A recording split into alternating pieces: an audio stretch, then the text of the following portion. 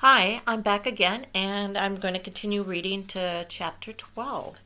And that way, we are ahead of the game, and we can end up coming very close to finishing this book. Isn't that kind of exciting?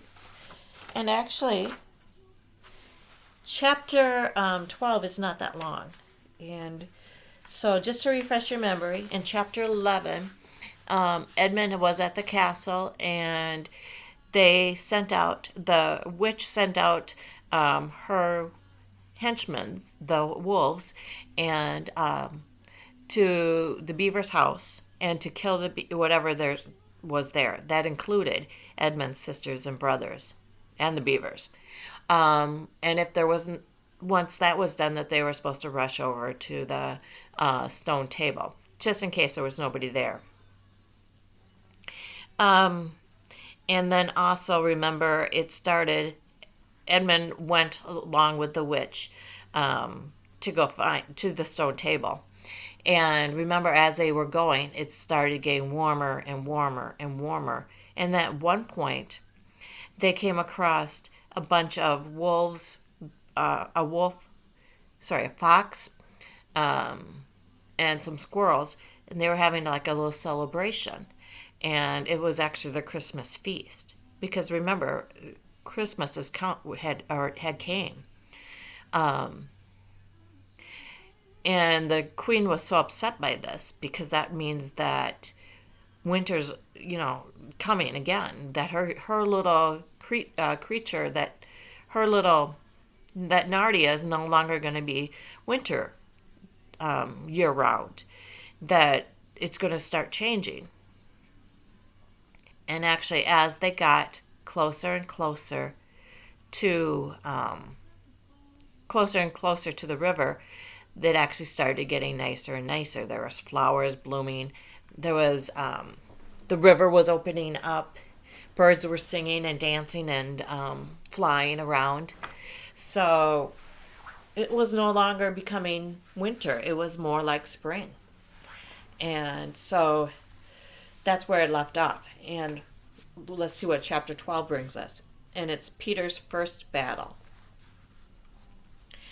While the dwarf and the white witch were, were saying that miles away, the beavers and the children were walking an hour after hour into what seemed like a delicious dream. Long ago, they had left the coats behind them, and by now they had been stopped, saying to one another, "Look, there's a kingfisher," or "I see bluebells," or "What was that lovely smell?" or "Just listen to that thrush." Thrush is a bird. It's a type of bird. They walked on in silence, drinking it all in, passing through patches of warm sunlight into cool green thickets, and out again into wide mossy glades, where tall elms raised the leafy roofs full overhead, and then into dense masses of flowering currants, and among hawthorn branches, where the sweet smells was almost overpowering. They had been just as surprised as Edmund when they saw the winter vanishing and the whole wood passing in a few hours or so from January to May. It hadn't been known for certain, as the witch did, that this was what had happened when Allison came to Naria. But they all knew that it was her spells which had produced the endless winters, and therefore they all knew when this magic spring began that something had gone wrong, and badly wrong, with the witch's scenes. And after a thaw had been going on for some time, they all realized that the witch would no longer be able to use her sleigh. After that, they didn't hurry as much as they allowed themselves more rest and longer ones. They were pretty tired by now, and of course, but not what they called bitterly tired, only slow and feeling very dreamy and quite inside as one does when one is coming to the end of a long day in the open. Susan had a slight blister on her heel. They were left. They had left the course of the big river some time ago, for one had to turn a little to the right. That meant a little to the south to reach the place of the stone table. Even if this hadn't been their way, they couldn't have kept to the river valley once the thaw began, for with all that melting snow, the river would soon to flood, a wonderful roaring, thunderous yellow flood, and their path would have been under water. And now the sun grew low, and the light got redder, and the shadows got longer, and the flowers began to think about closing. Not long now, said Mr. Beaver, and began leading them uphill across some very deep, soggy moss. It felt nice under their tired feet, in a place where only tall trees grew, very wide apart. The climb, coming at the end of the long day, made them all pant and blow. And just as Lucy was wondering whether she could really get to the top without another long rest, suddenly they were at the top, and this is what they saw. They were on a green open space from which you could look down on the forest spreading as far as one could see in every direction except right ahead. There, far to the east, was something twinkling and moving. By gum, whispered Peter to Susan, it's the sea. In the very middle of this open hilltop was the stone table. It was a great grim slab of gray stone, supported by 4 upright stones.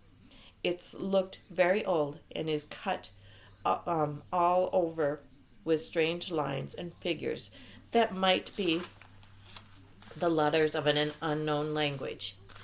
They gave you a curious feeling that when you looked at them.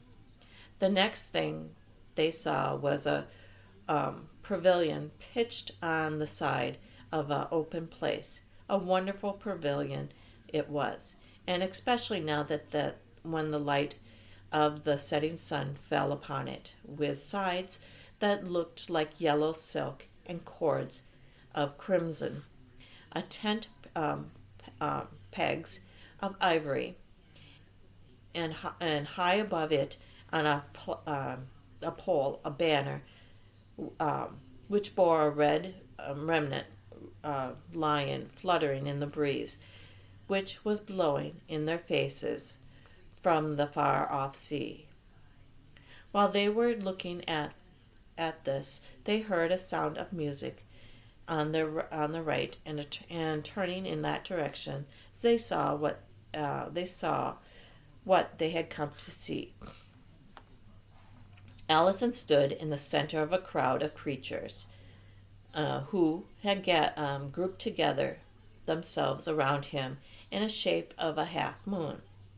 There were 3 women there, and women, Dryans and Nadans, as they used to be called in our world, and had made the music.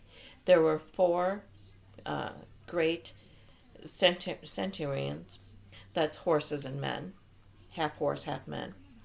The horse part of them was like large English farm horses, and the man part was like stern but beautiful giants. There was also a unicorn and a bull with the head of a man, and a penguin, and an eagle, and a great dog, and next to Allison stood 2 leopards, of whom one carried his crown and the other his standard. But as for Allison himself, the beavers and the children didn't know what to do or say when they saw him. People who had not been in Naria sometimes think that the thing can't be good and terrible at the same time. If the children had ever thought so, they were cured of it, for when they tried to look at Allison's face, they just caught a glimpse of a gold mane and a giant royal, overwhelming eyes, and they all found that they couldn't look at him without and went all trembly. "Go on," whispered Mr. Beaver. "No," whispered Peter. "You first." "No. Son of Adam before animals," whispered Beaver back again. "Susan," whispered Peter. "How about you? Ladies first." "No, you're the eldest," whispered Susan. And of course, the longer they went on doing this, the more awkward they felt. Then at last Peter realized that it was up to him. He drew his sword and raised it in a salute, and hastily saying to the others, "Come on, pull yourselves together," he advanced to the lion and said, "We have come, Allison." "Welcome, Peter, son of Adam." And Allison welcomed Susan and Lucy, daughter of Eve. "Welcome, he beaver and she beaver." His voice was deep and rich, and somehow took the frigates out of them.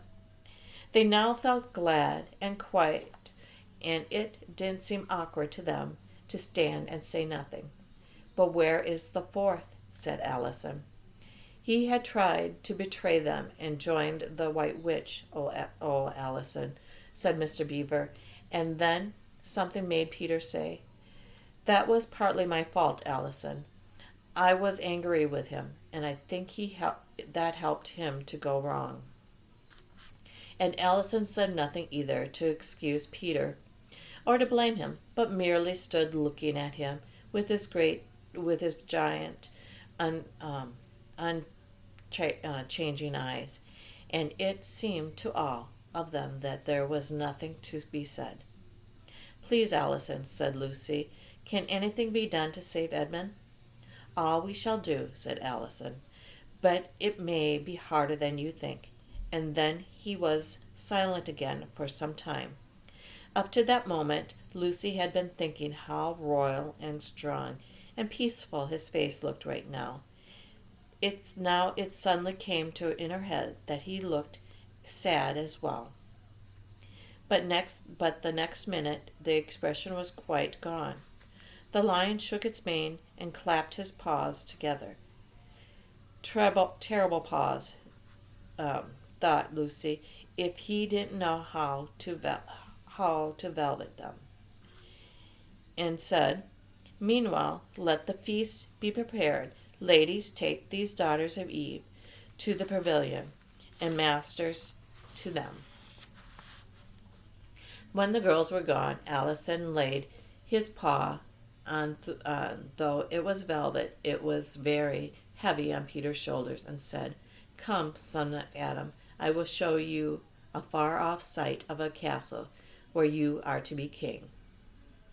And Peter, with his sword still drawn in his hand, went with the lion to the eastern edge of the hilltop.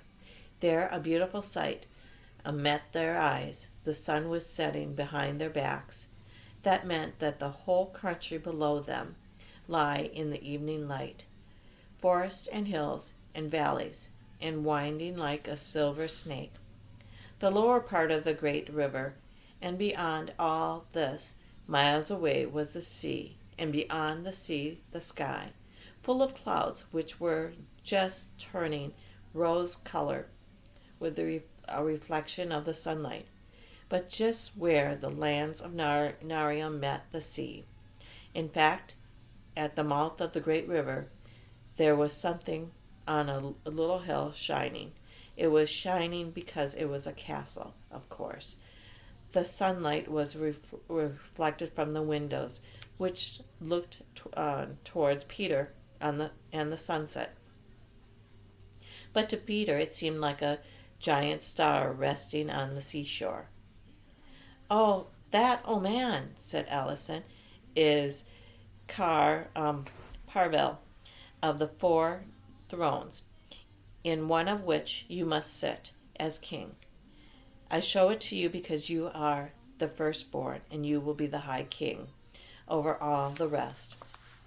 And once more Peter said nothing, for at that moment a strange noise woke the silence suddenly. It was like a bugle, but richer. "It is your sister's horn," said Allison to Peter.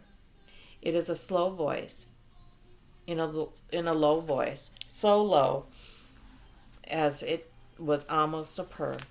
If it is not disrespectful to think of a lion purring.